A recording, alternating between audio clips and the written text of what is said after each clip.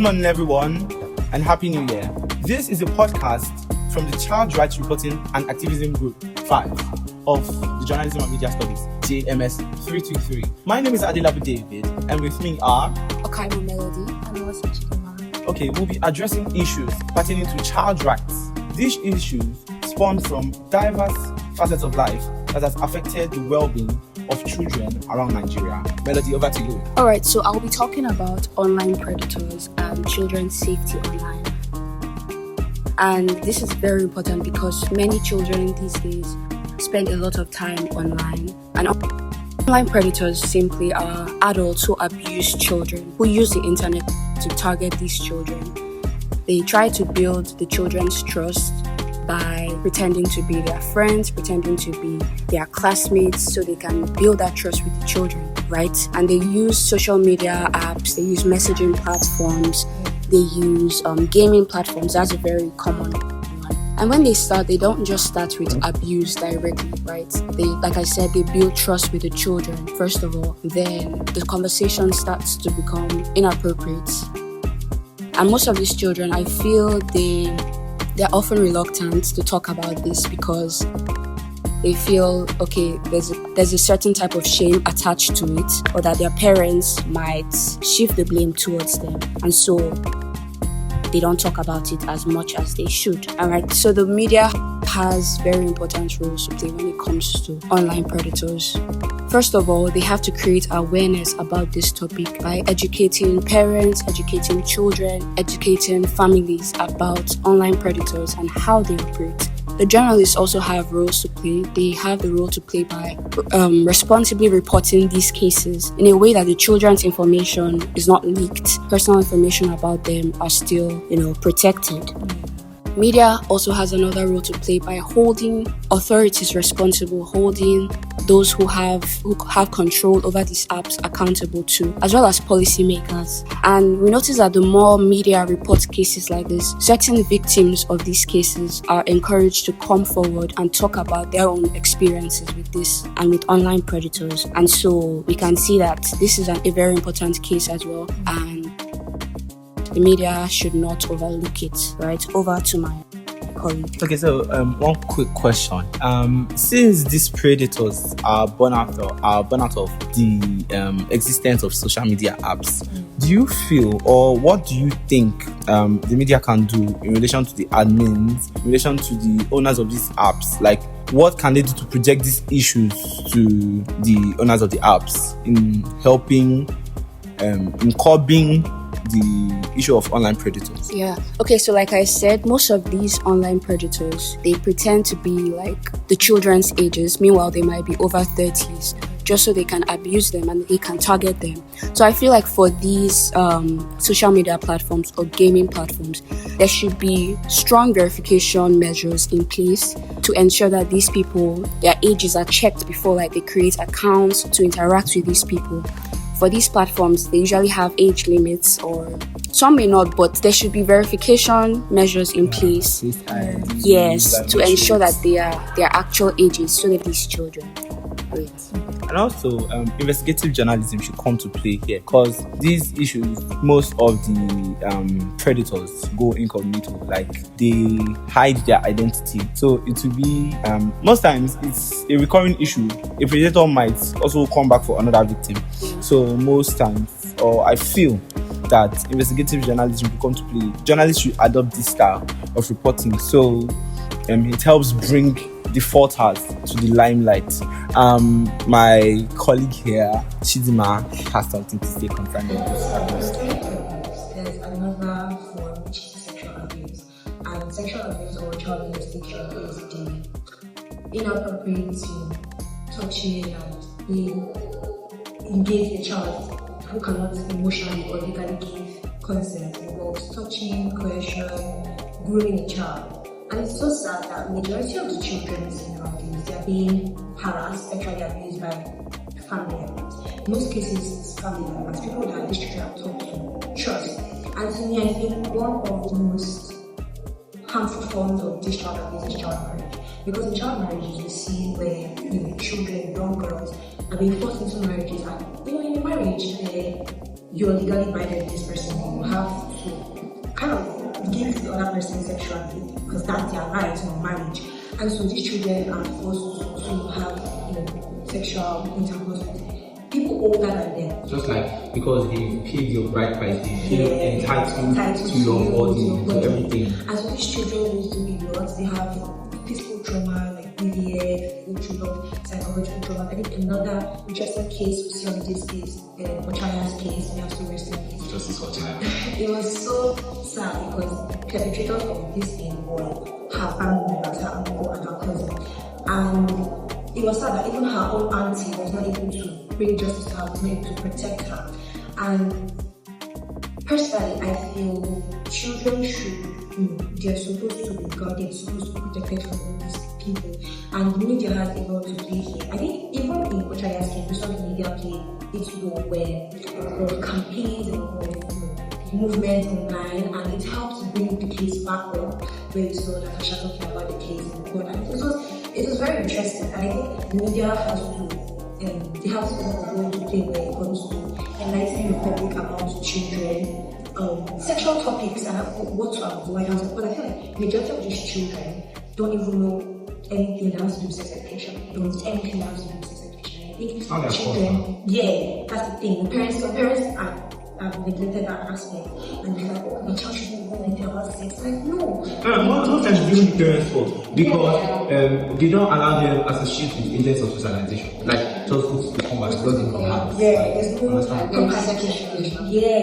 So we see these children falling victims so many times, and I think the media too has to properly, talk about these cases online, properly report them so that these victims don't feel too bad. The information are being put out there, and I feel bad reporting about something else, it's cause a lot of trauma. Then there's already existing trauma, and so I think the media has been to play it. Everything on this thing just said that's the essence of why we study journalism. So that we report ethically. Like, you don't have to just have to know the foundations, like the basis of reporting, so you don't have to tarnish someone's image out there. Yeah, the personal information should not be out there, especially news. Okay, so I'll be digressing a little from the abuse part. I'll be talking about something that is, I'll call it underrated, but it's more, let's say, still in practice. I'm talking about the child and the culture and how it's relating to our Nigerian child rights system and all that. So in Nigeria, there are several traditional practices that, let's say, they were in existence and they might still be in existence, or they are still in existence, and it has helped to aggravate the issue of neglect of child rights. Let's take for instance, number one, the Osu caste system, commonly popular in the Eastern tribe, that's the Igbo people. From what I've heard, it says primarily practiced in parts of Igbo and Southeast Nigeria. The Osu system is a form of social stratification, that is discrimination and segregation, that divides the society into they call it Diala, the freeborn, that is the normal people, and the Osu, that is the outcast people. They are dedicated to deities, like it's so absurd. And its impact on child rights is that number one, it brings about discrimination from birth. Like, children born into the Osu family inherit this status, thereby violating their right to freedom from discrimination. And Section 42 of the Constitution has also stated it, in the sense that once you are identified as an Osu person, you can only socialize with your people. You don't come out to the real world. Like it's just like a cage to it. You can't do anything. And secondly, there is trauma attached to it, psychological, emotional. As it is an unclean taboo, there's ostracization, in the sense that children born into these two identities, they can't socialize, they can't play with their fellow normal children. Like, once that stamp is on you, calm is on you. And it's sad because you don't even know, you're not even very aware of this cultural practice. You just come in and you're like, I can't do this. Something that is not your fault. Yeah. Just Jesus Christ, God help us. And there's also social exclusion, like you are banned from certain traditional rights, chieftaincy, communal rights, marrying into the freedom families, and it's just so bad. Like that these practices were in existence, and maybe they are still in existence, and it is just helping to demoralize the child system. And now let's talk about the Amajiri system, commonly popular in the northern part of Nigeria. It is this, normally you tell it as Islamic religion education, but there are most hazardous factors associated with this practice. Let's talk about exploitation and begging. Many children that Amajiri are sent far from home and they are forced to beg for food and money, which may lead to labor and exploitation. And then this is not something a child should want to welcome. Secondly, denial of education. When we learn about 4 kids, and these kids are instrumental to the protection of the child. Education is part of one of those kids. If a child is not educated, you are automatically violating his right to learning, his right to education. And because of this, they might receive education from the Amajiri system, but the advent of formal education, they don't have access to it because they are forced to beg. They are just forced to do things that they are not supposed to do, and it's very bad. Now, there are other cultural practices like there's this one that they call Sangaya, that schools with little supervision. These children are vulnerable to malnutrition, disease, that you're violating the health of the child. And let's talk about the child marriage.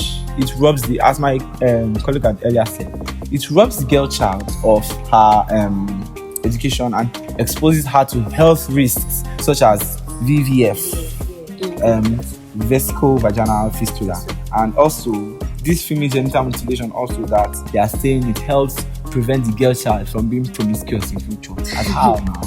Like, and there's child witchcraft. This one, I just don't understand. Common in parts of the south side, like this River State, Kwaibom. Children are accused of witchcraft and they are abandoned, tortured, and killed. Worst case scenario, they will send you to the evil forest. And it's just so bad. And tribal marks. Let's talk about tribal marks. This is something I don't like seeing because I feel it most times violates the beauty of a person. And I will say that I am a living testimony, as we use it in church, because when I was young, I was given tribal marks, and though you might not see it because of my complexion, but this is not something that somebody wants to go through. As much as the pain is not much, it's just small razorblade tear, but it doesn't just long-lasting effect. See those outside people with their tribal marks, and it's just like damaging their face, and you be like, is it God that created this person? So the media now has a role to play in all of this, in the sense that the UN Act, the African Charter, and the Nigerian Child Rights Act, they can implement it, they can enforce it, like they can enlighten the public, the masses on it, and it can help create awareness, in the sense that where somebody sees a child's right being violated, the person knows what to do, the person knows agencies to call, the person knows communities to report to. And also enforcement. The government also has a role to play on this, like partnership with the media. It is not all states, or not all 36 states in Nigeria, that has a knowledge of these rights, and the government, in partnership with the media should help project these issues, these rights to the government, and the government in turn should help enforcement, bringing all those rights, all this knowledge to the grassroots, because this is where most of these issues are very prevalent. So if the government can help do stuff like this, then the world will be a better place for children. And so it's a wrap on this session. Thank you for your time. Thank you for joining us. And special thanks to our child rights lecturer, Ms. Lois Oroma, for this opportunity. We are very grateful that you gave us this chance to explore, to bring to the knowledge of child rights reporting and activism, because this should help some people out there who are not acquainted with this at all. And so it's a wrap. Goodbye, guys. Thank you very much. Bye.